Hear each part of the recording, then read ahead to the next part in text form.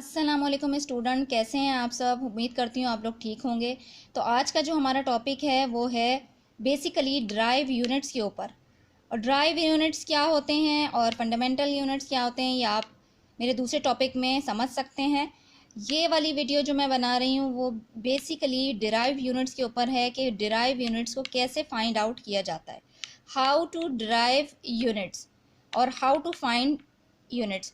मतलब ये है कि हम इसमें यूनिट्स कैसे निकालते हैं, ये चीज़ मैं आपको इसमें समझाऊंगी। जो कि पहले मैं आप एक चार्ट भी बता चुकी हूँ कि उस चार्ट को आप लोग कॉपी कर लीजिएगा ताकि आपको और इजीली जो आगे हम यूनिट्स पढ़ने वाले हैं, मज़ीद यूनिट को पढ़ने वाले हैं, वो आपको इजीली और क्लियर हो सके। तो सबसे पहले जो हमारा नंबर 1 है वो है वेलोसिटी।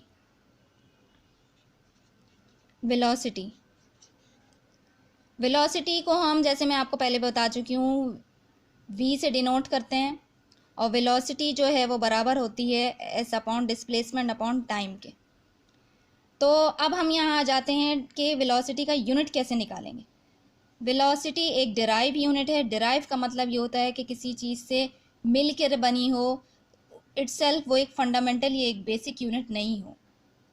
ठीक है, तो अब आ रहे हैं एस को यानी डिस्प्लेसमेंट को हम मीटर से डिनोट करते हैं, उसका यूनिट। और टाइम को हम सेकंड से डिनोट करते हैं। तो हमारे पास जो इसका यूनिट बना एसआई सिस्टम इंटरनेशनल में, वो वेलोसिटी का यूनिट हमारे पास मीटर पर सेकंड है। ठीक है, जिस तरह से हमारे पास क्वांटिटी लिखी हुई होती है यहाँ फार्मूले में, उसी तरह से हमारा यूनिट निकलता है। अगर यहाँ पे मल्टीप्लिकेशन होता तो यहाँ पे भी मल्टीप्लिकेशन होता, यहाँ पे डिवीजन है, पर है, तो यहाँ पे भी हम पर ही यूज़ करेंगे। तो इस तरह हमारे पास इजीली जो है वो किसी भी चीज़ का यूनिट आ सकता है।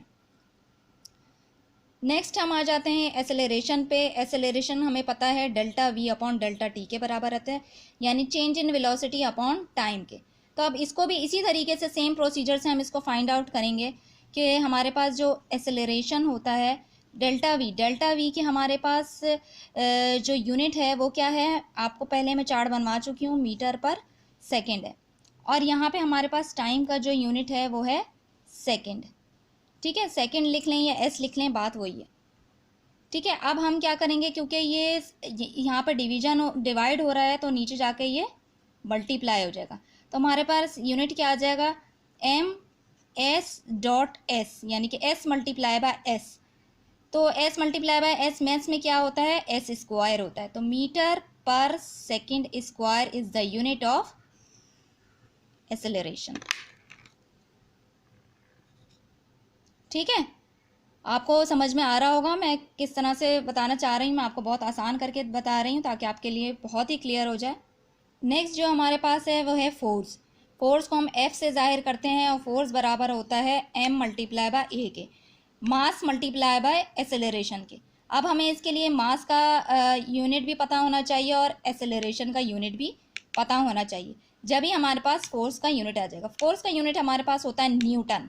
जैसे मैं आपको पहले चार्ट में लिखवा चुकी हूँ कि फोर्स का यूनिट जो होता है वो न्यूटन होता है। अब न्यूटन कैसे आता है वो मैं आपको आगे बताऊंगी। जैसे फोर्स हमारे पास बराबर होती है मास मल्टीप्लाई बाय एसेलरेशन के, तो मास को हम केजी से जाहिर करते हैं और एसेलरेशन जैसे हमने ऊपर भी निकाला है, एसेलरेशन बराबर होता है मीटर पर सेकंड स्क्वायर के, तो मीटर पर सेकंड स्क्वायर। ठीक है, एसेलरेशन हमारे पास हो गया मीटर पर सेकंड स्क्वायर।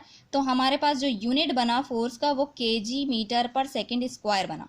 ठीक है, फोर्स का यूनिट हमारे पास क्या होता है, केजी मीटर पर सेकंड स्क्वायर। एक्चुअल जो यूनिट है वो यही है, और इसको जो है वो, इस पूरे को हम क्या कहते हैं, न्यूटन। इस पूरे को न्यूटन कहा जाता है। न्यूटन को एन से डिनोट किया जाता है। इसलिए जो फोर्स का यूनिट है हमारे पास वो ये भी है, लेकिन हम फोर्स को यूजुअली न्यूटन से जाहिर करते हैं।